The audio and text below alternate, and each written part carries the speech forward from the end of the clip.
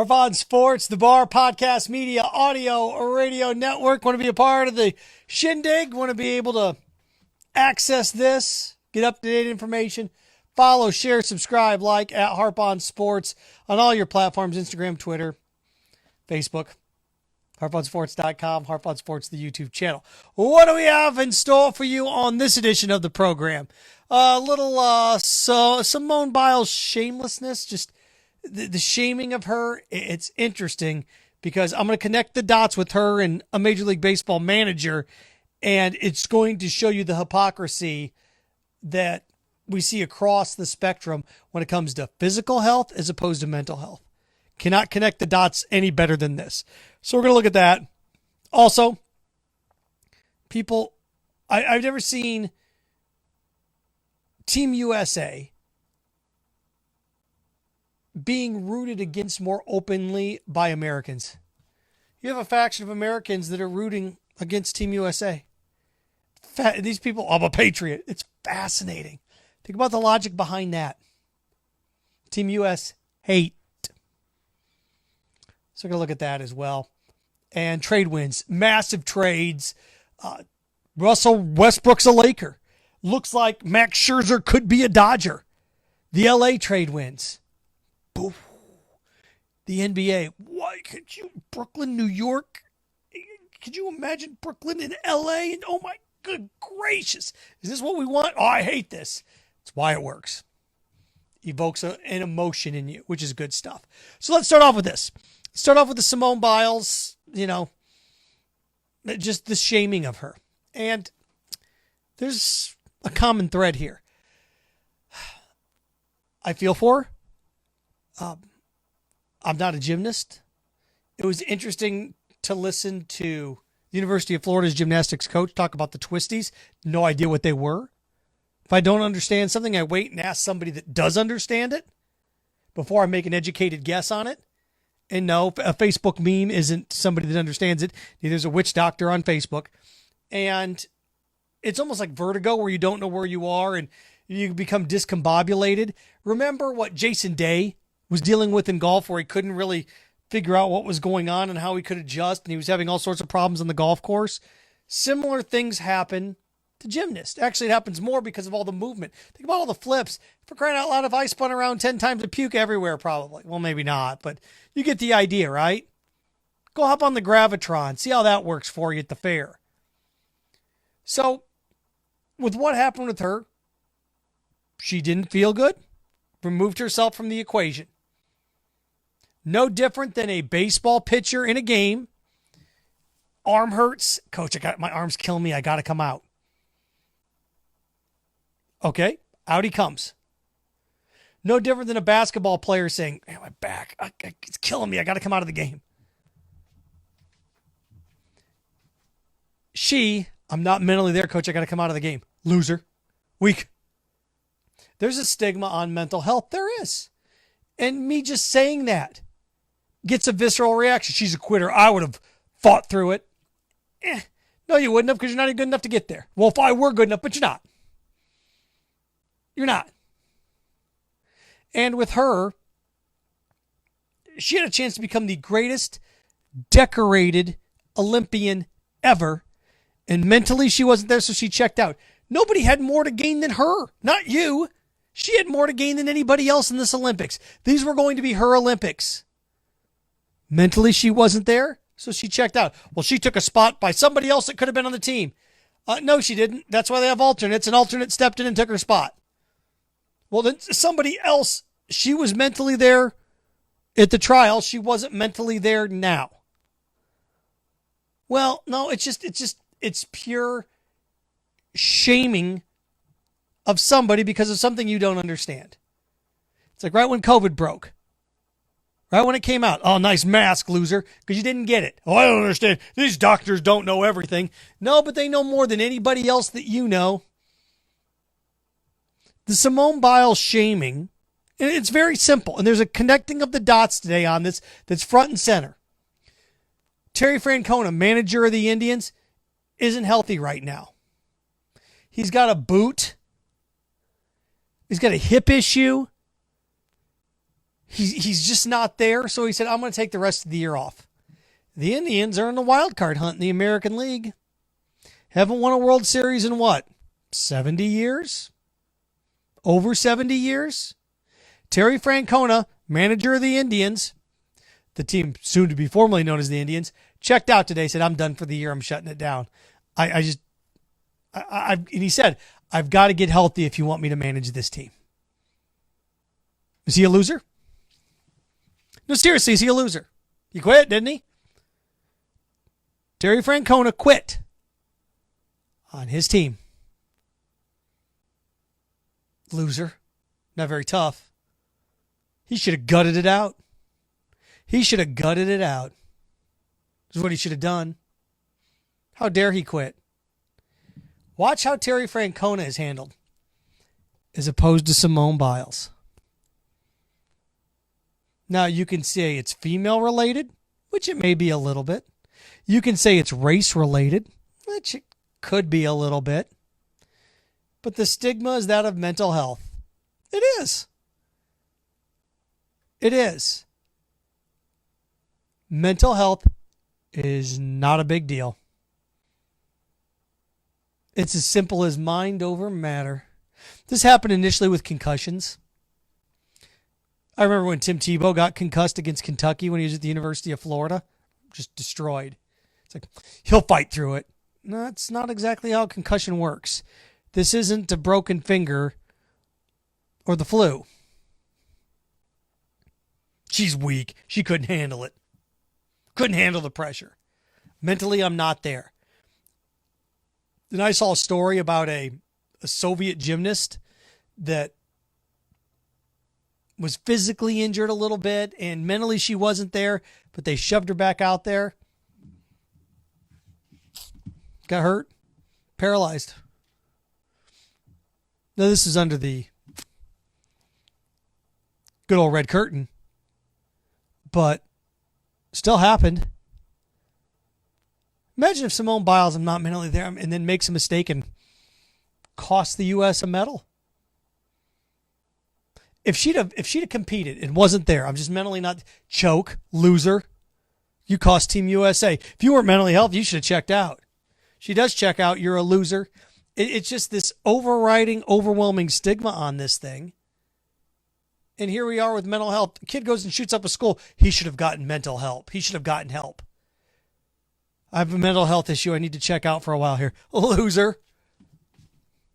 I want somebody to tell me what the difference is between Simone Biles getting the twisties, gymnastics term. I didn't know it. I know it now. Hearing from gymnastics coaches, or mentally, all the movement, almost like vertigo. She couldn't. It's too much for me. I'm mentally shot. I'm checking out. I'm withdrawing. How's it any different than Terry Francona saying, I've gotten hip issues. I've been wearing a boot all year.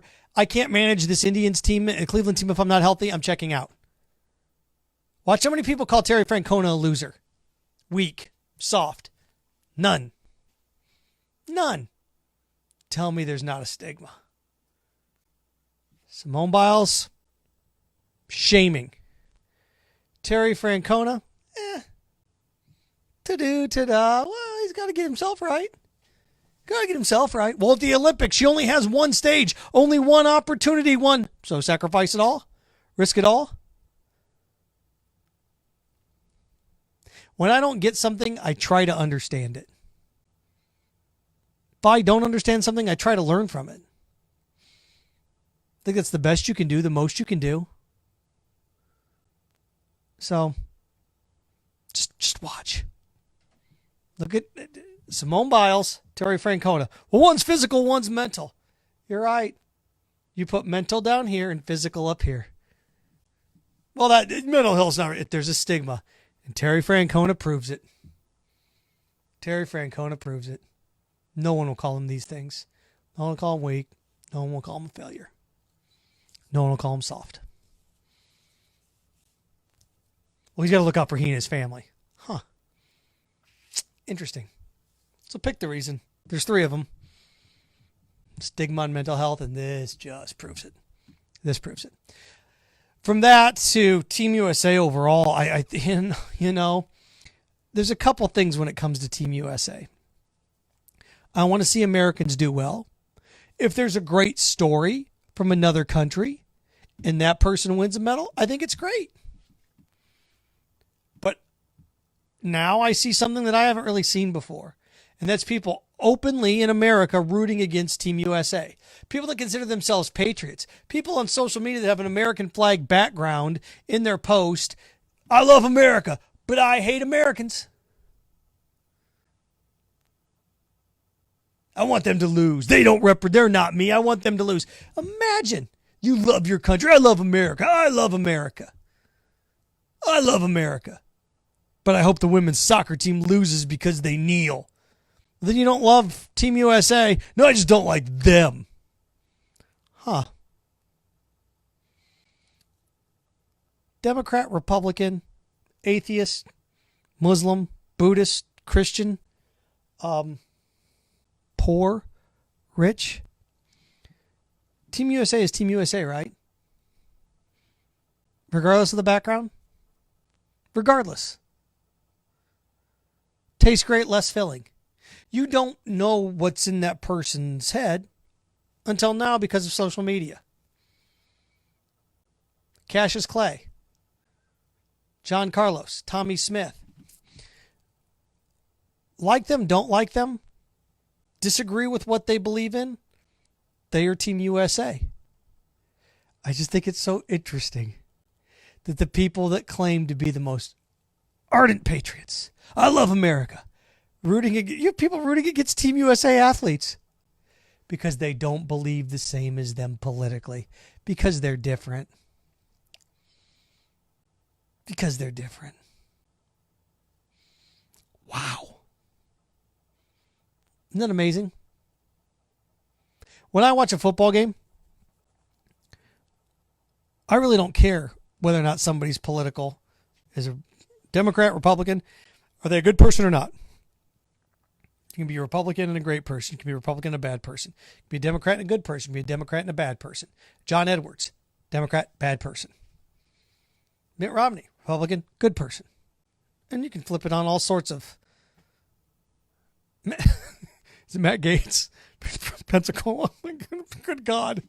Disgusting human being. Awful human being. So, politicians love, hate. You can like somebody and, okay, I just disagree with them philosophically, but they're a good person. Thomas Jefferson, John Adams, disagreed philosophically, but believed in the structure of the United States. So I just have a tough time wrapping my mind around someone who loves America, but roots against Team USA. I'm okay if another country wins something, but I don't actively root against the United States. Well, I don't like them. I'm a patriot. I love America. No, you love your version of America. You love your version of America. Whatever that may be. This is the one thing that represents us all. Shameful. Oh, by the way, too, I start to see this more and more. When we want to win a gold medal in a sport, we just kind of push to create it.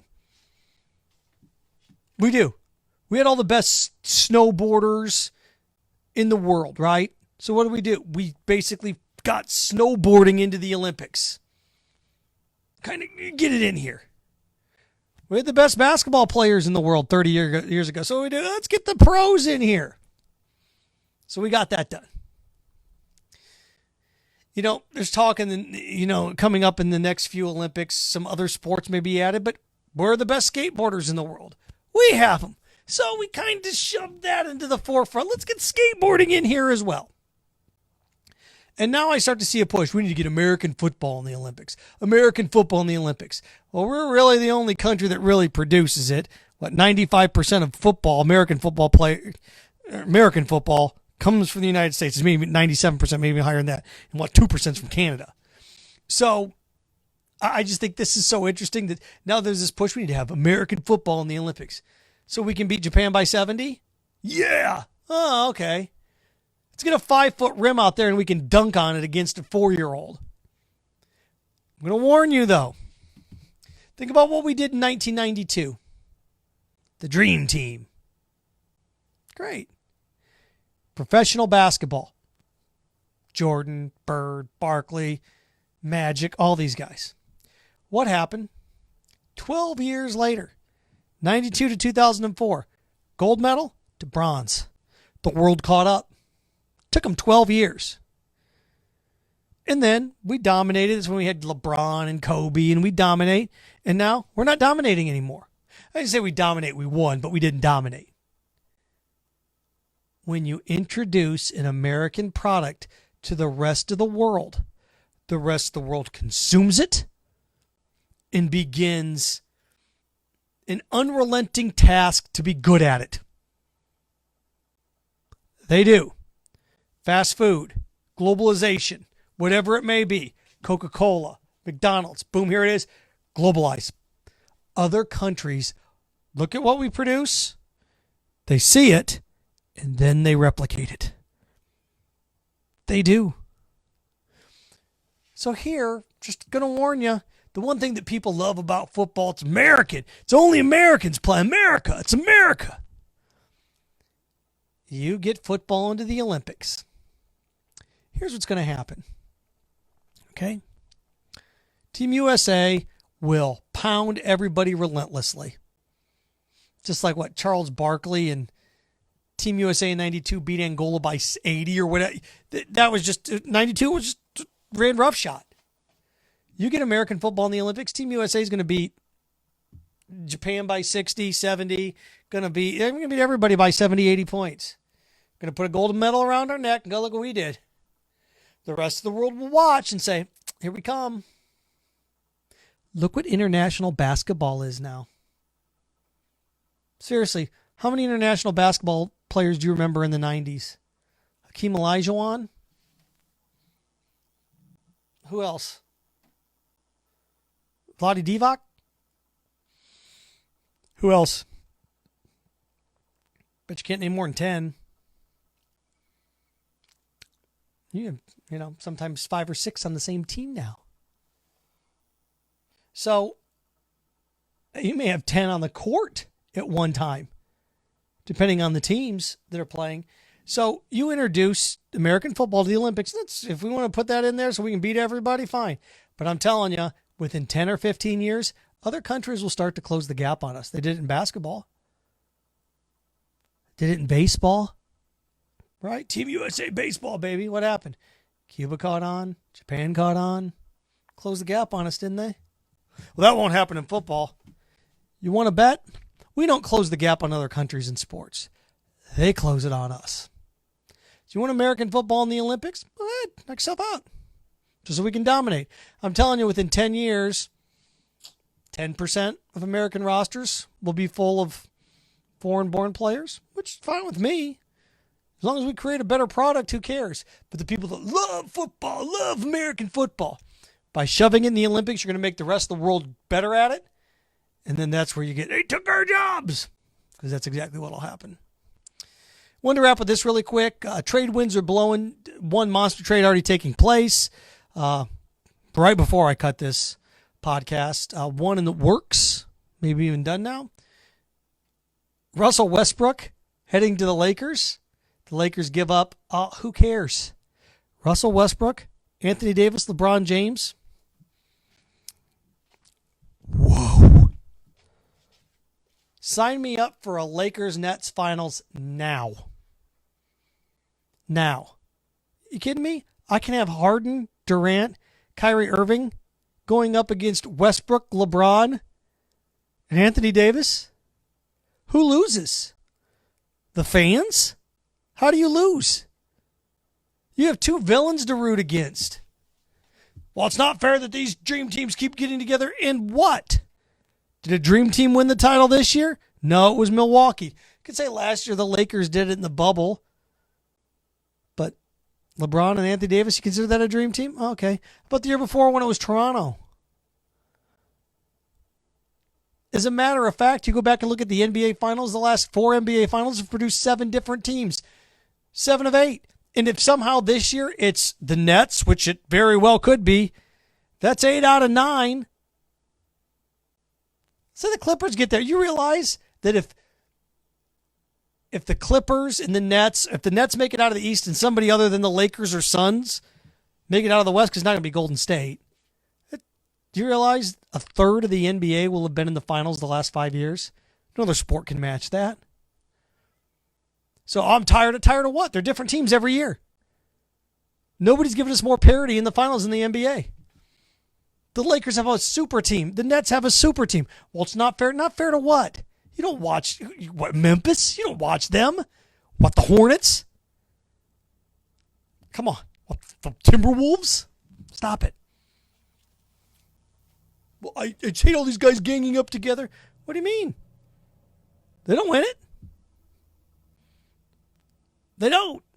Dream team. Dream team didn't win it this year. Manufactured team. Well, didn't win it. It's ridiculous. I think this is fantastic. It's great for the NBA. The Lakers are loaded. What's more important? That Charlotte, what do you think about that when you get right down to it?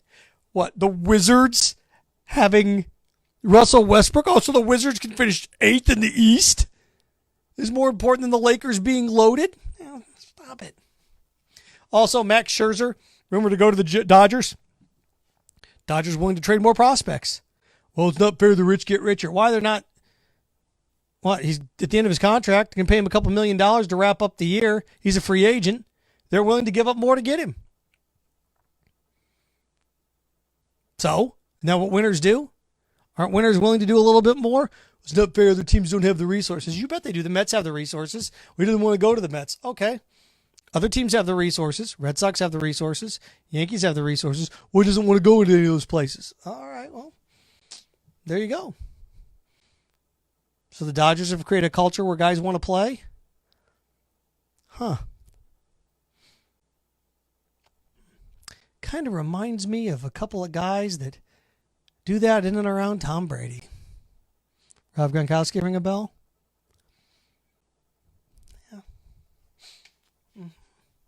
Didn't Junior Seau go to the Patriots in the late aughts to try to win?